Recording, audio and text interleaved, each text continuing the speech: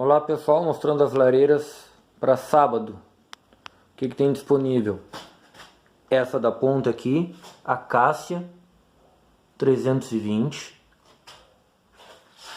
Essa aqui, Eucalipto, é 300. Essa aqui em Angelim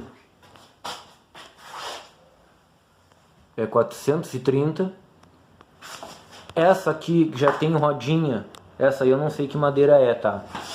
Essa aí é 450, já com rodinha. Essa aqui e essa aqui, o Angelim, o queimador é o mesmo tamanho, 50 centímetros, todo é inox. Tá? Todas têm já a manta de absorção dentro, que é para dar economia no uso do etanol. São as 4 peças disponíveis para esse final de semana.